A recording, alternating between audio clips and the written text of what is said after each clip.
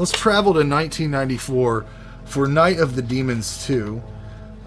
Summary for this film, same as the first, but just a little worse. That's what I say. Worst? No, I actually think I like this one more. I'm not sure. Oh, okay, come on. High school students throw a Halloween party in a mansion haunted by a young demon. Directed by Brian Trenchard-Smith, who did The Quest, Leprechaun 3, and Leprechaun 4 in Space. So if you're a fan of Leprechaun 4 in Space, this might be for you. Written by Joe Augustine, who wrote the original film, and James Penzi. Cast highlights: Christine Taylor, who you'll remember from the Brady Bunch movies, and she was married to Ben Stiller at some point.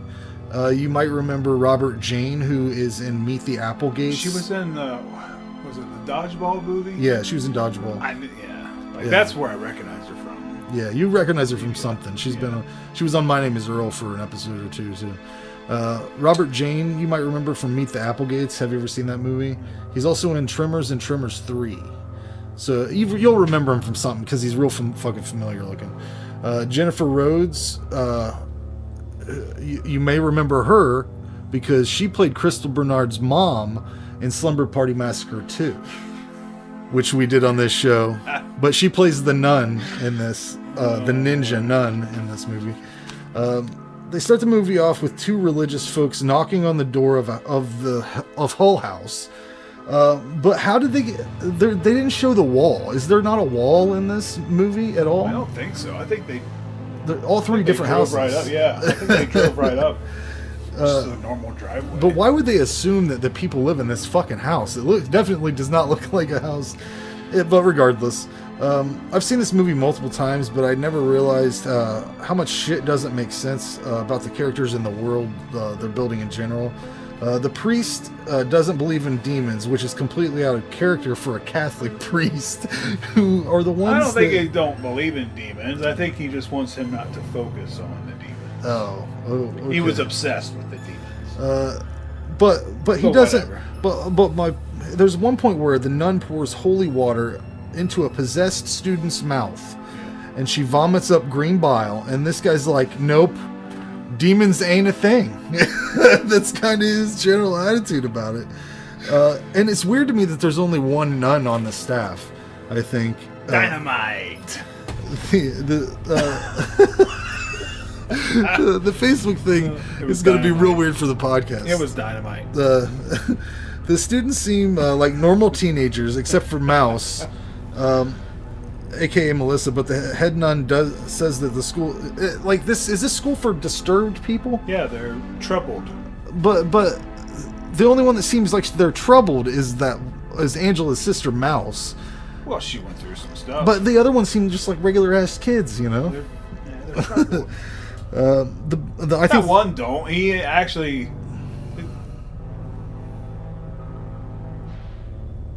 His character kind of reminded me of the dude from the first one you liked. Yeah. But that guy wasn't going to that school, was he? That was some guy. Yeah, I guess no. I met up with him afterwards. Whatever. There's an actress in this movie. I think she's the best actress. She plays Shirley. She's like the bad girl or whatever. But she was like 30 when this movie was made. It's crazy because some of these people are really a lot older than a teenager. They always are. There's a scene in the first movie that we didn't even talk about where Linnea Quigley has the lipstick and she rubs it all around her fucking face, and then it goes into her nipple real weird. It goes into her nipple. It's hard to describe to people. If you haven't seen it, just watch it. Look it up on YouTube. But there's in this movie, a girl finds a lipstick in the Hull House and takes it. Yeah. No girl is gonna take fucking lipstick that someone else has used. I don't think. Early 90s. What were girls like in the early 90s? I was collecting baseball cards. I don't like how Angela looks as much in this movie. Her demon teeth at certain points are bigger than her mouth. But I think they struggled with that with both sequels, because I know for sure in the third one they use clips from the first one of her moving through the house. And I think they do in this one too. I thought so. I wasn't for sure. Oh yeah, because in the third one she looks like a fucking straight up caveman. They can't get the makeup straight on any of these movies. It doesn't seem like after the first one. They try to replace the Stooge character with two characters that combined would be Stooge. It's Rick and Z-Boy, but they're not Stooge. Even if they combined their scumbag powers, they would never be Stooge. My favorite thing in this movie is when there's a demon head in a toilet. And it's like, hey, like it got real silly there for a second. Yeah. Like, it's like Beetlejuice. it's silly. Yeah, I mean, the movie's kind of over the top to begin with. Well, kind of. The movie's over the top to begin with, but then they just throw in that toilet scene. It got funny all of a sudden. Yeah. They have this weird dance, Halloween dance, I guess, which dances like this.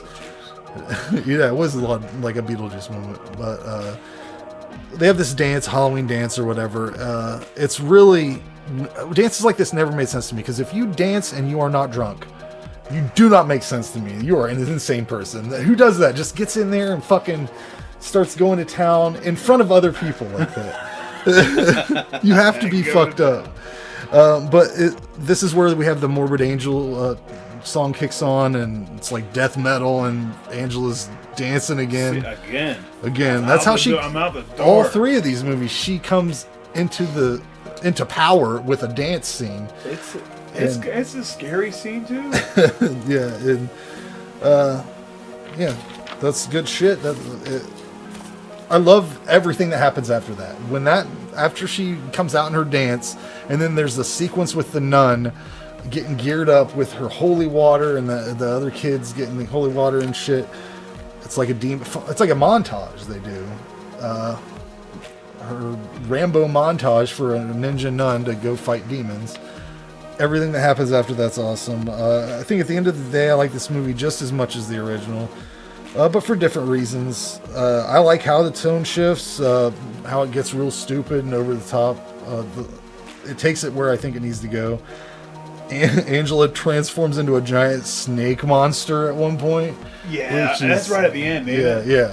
That was like really jumped the shark shit. Yeah, yeah. That's bad. The way I felt about it. So I guess I could only get this an 8 out of 10. I thought I might have liked this more, just because I like. That's a pretty good score. Most people's not going to score. No. Most people won't give this an 8. No. I'm close though.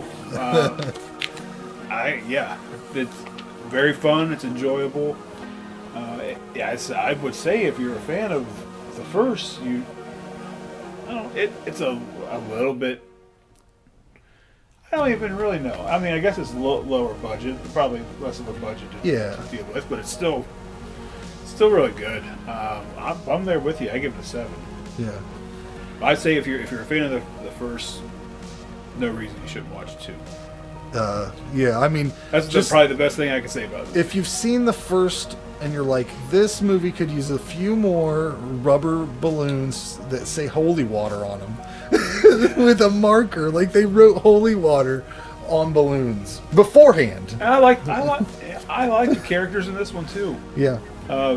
What's the guy's name? What's the bad one? The tough guy. Z-Boy's the guy that pops. Yeah, he comes in later. What was his name? Rick. He was like the first he had dominant man. Backwards hat, kind of. Yeah. But